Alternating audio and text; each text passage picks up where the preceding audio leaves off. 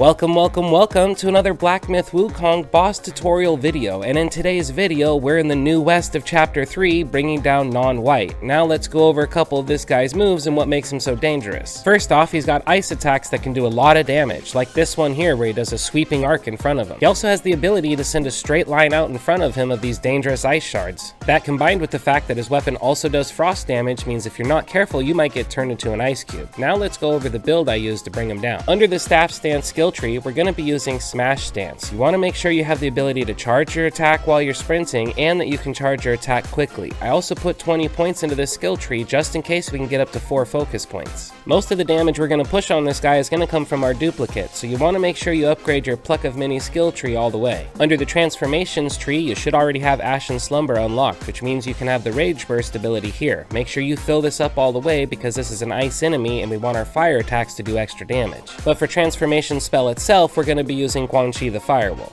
Cloud Step is going to be our backup plan in case anything goes wrong or we just need to get in a little more damage at the end. And while I didn't use this spell, if you have any extra points, you should go ahead and fill up this skill tree. The first curio we're going to use is the Tiger Tally, as that'll make all of our duplicates deal more damage. I'm also going to put the Auspicious Lantern on just in case we do have to use Cloud Step. And if you have the third curio spot open, I would use the Frost Sprout Twig because this will moderately increase your chill resistance. For spirits, we're going to use the Gorai Taoist because his staff is going to increase the damage that me, my duplicates, and my transformations do. For weapons, I'm using the Cloud Pattern Stone Staff because this will make my charged smash attacks do more damage. For armor, we have to go with the Pilgrim set. Having all 4 pieces equipped will increase the damage we do up to 10-fold while we're sprinting. Now that we've gone over the build I use, let's get into the actual fight. We're going to start this fight off with a full charged heavy attack, but you also want to make sure you're sprinting around the arena for a little bit before you unleash it so that you get that 10 times damage boost. Now once you do this, he's going to retaliate with some poison darts, but if those miss you, you'll have enough time to get off your Pluck of Many spell. With all your duplicates distracting him, now you should pull out your Gorai Taoist to make it so that everyone can do more damage. And all my clones have him over in the corner distracted, so we're going to go ahead and charge up another full 3 focus heavy attack and make sure we're sprinting around the arena a little bit before we unleash it. At this point, we want to transform into Guang Chi the Firewolf so we can start getting some fire damage in on this guy. And you can see now that his health is already down to halfway, he's given up and he's going to retreat back into the mountains. Now that was an easy fight. And as you're chasing him up through the mountains to the second half of the fight, make sure you keep an eye out for this room that's got a curio for you.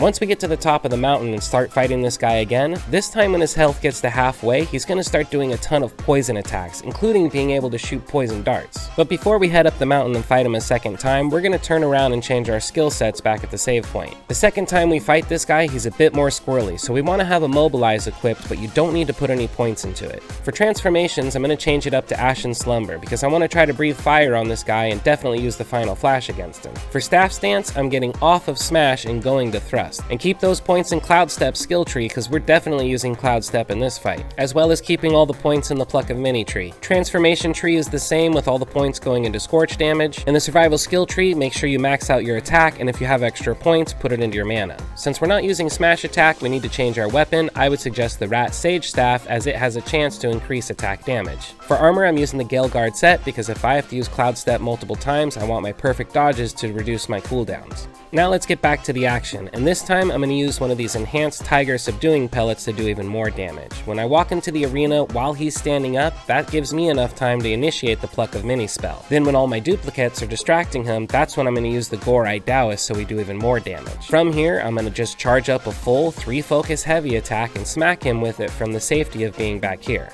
Now we'll go ahead and use the transformation. For Ashen Slumber, we want to get in and do a bunch of damage so that we can build up this meter and hopefully breathe fire on this guy. And as my clones disappear, I'm going to start breathing fire. But he stopped it pretty quick and he was able to freeze my rat. If you don't get a bunch of fire breathing damage on him, that's okay, but make sure you're in charge of your de-transformation. After he freezes the rat here, I see I'm too low on health, so I de-transform. This makes me immune for a little bit and I do this giant fire burst final attack. Now at this point, we're ready to get into Cloud Step. Once you get into Cloud Step, he's going to focus on the decoy you make. That's when you want to back up, get in position, and start charging up a full 3 focus heavy attack to smack him with. Make sure he's landed and standing still when you do it, and that, my friends, is how a monkey takes down a non-white and collects his spirit for later use. If you had any other tricks, secrets, or strategies, please leave them in the comments below. And as always, thanks for watching. Don't forget to like, subscribe, and obey.